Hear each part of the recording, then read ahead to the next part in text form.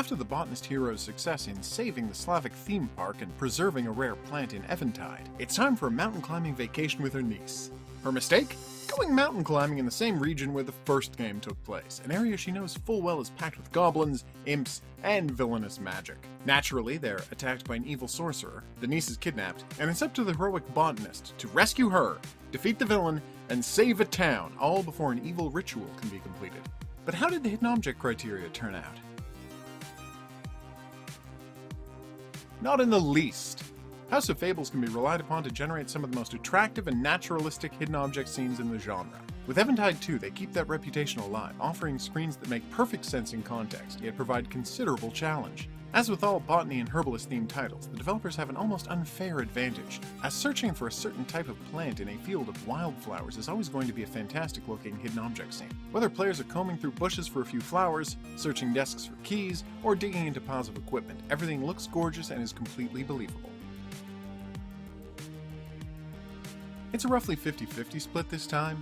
The game is half 12-1 screens, with players grabbing a single key item and a bunch of nonsense, and half integrated screens, with a mixture of assembly and botany scenes. Using the botany theme gives the developers a head start in logical puzzle design, as it's almost impossible to hide a particular flower in a screen full of foliage, in a way that seems contrived or unnatural. Likewise, the assembly screens are a lovely sight to behold, with each random fragment slotted naturally into the environment. Even the 12-1 screens are well built, with developers managing to create challenging puzzles without resorting to any kind of cheating. For the second time, the developers have put together a solid story which allows for plenty of hidden object scenes and puzzles to be logically included. Many of the doors are locked with House of Fables' well-known narrative puzzle scenes, where character backstories are explored through colorful puzzles. They're never particularly challenging, but they do a great job of offering exposition through gameplay rather than cutscenes, which is always welcome.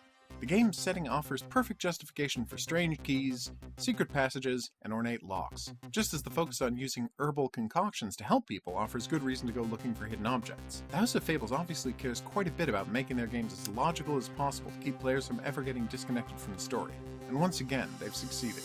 There is one wholly new addition that developers make to this game, a simple morality system that affects the outcome of the story.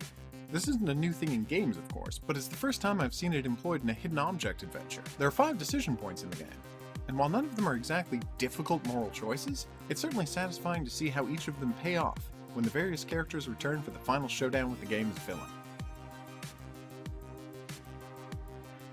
This is the spectral demon dog that the Sorcerer summons to guard his escape.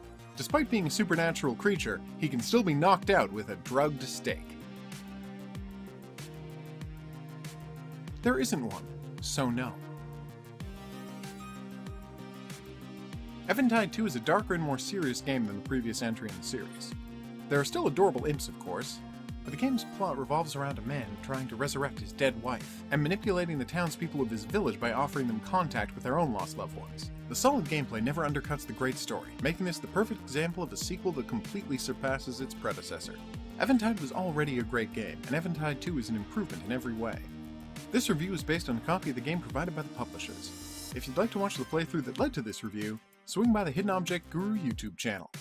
See you back here for the next review, but until then, au revoir.